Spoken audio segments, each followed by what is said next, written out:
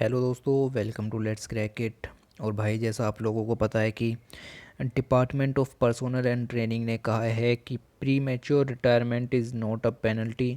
और इन्होंने कल एक नोटिफिकेशन जारी की और उसमें लिखा कि अगर आपकी जो सर्विस है ग्रुप ए और ग्रुप बी के पोस्ट की वो 30 साल की हो चुकी है तो आपको रिटायरमेंट दे दिया जाएगा।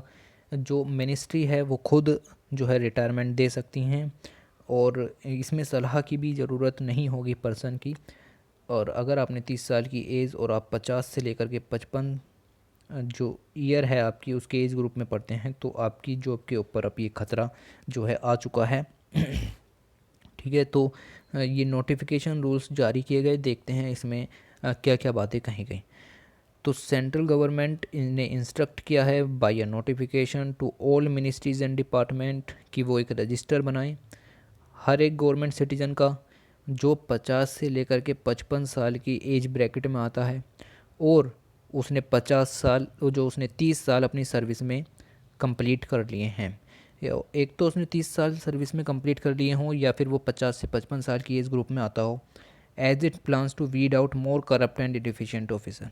ठीक है, तो इन्होंने कहा कि जैसे कि करप्शन के जो चार्जेस हैं वो उन्हीं लोगों पर बढ़ते हैं जो एक्सपीरियंस ले चुके होते हैं, और इनएफिशिएंट जो ऑफिसर्स हैं जो अब बुज़ुर्ग हो चुके हैं उनको भी बाहर करने की यहाँ बात इनडायरेक्टली कही गई। जो बात कही गई वो नोटिफिकेशन में नहीं लिखा हुआ था, पर इस तरह का स्टेप यही जो दर्शाता है। देखते हैं उनका क्या कहा गया। ये objective of the fundamental rules के अंदर और रूल नंबर 48, ये याद करने की ज़रूरत नहीं है, ऑफ CCS पेंशन रूल्स 1972 ये स्ट्रेथन करता है कि एडमिनिस्ट्रेटिव मशीनरी बहुत अच्छे से चलनी चाहिए।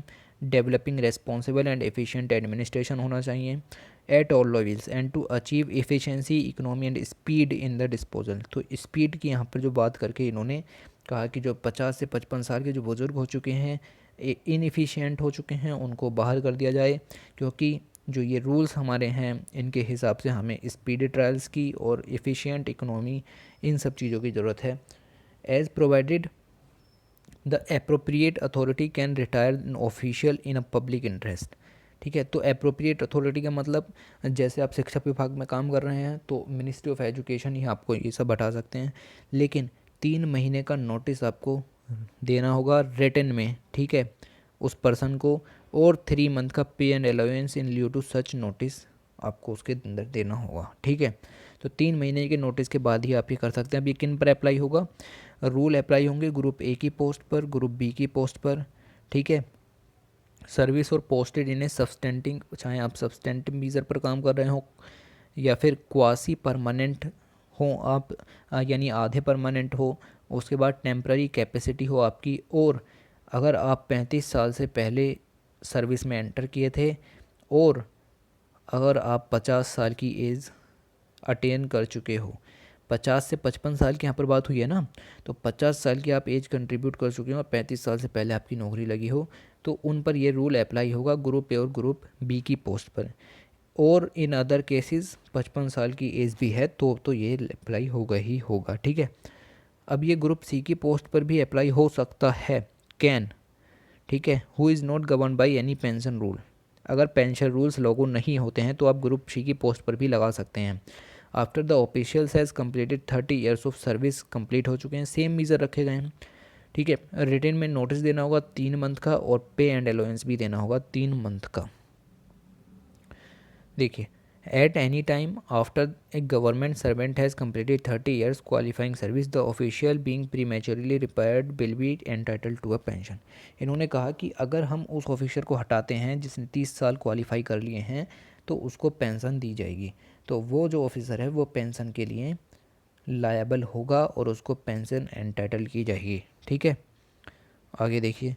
The order further set the register maintain by each ministry, जैसा कि शुरू में बताया गया जो रजिस्टर बनेगा जो हर एक गवर्नमेंट सर्वेंट का वो क्वार्टरली रिव्यू होगा। ठीक है, हर क्वार्टर में रिव्यू होगा, एक सीनियर ऑफिशियल उसको रिव्यू करेगा by the ministry of department. जो भी बनाएगा सीनियर ऑफिशियल उसको वो रिव्यू करेगा रजिस्टर को। A review would be mandatory for the January to March April to June, July to September, October to December period. तो 3 मंथ के गैप्स पर ये आपका रिव्यू होना ज़रूरी है जो भी डाटा बनाया जाएगा।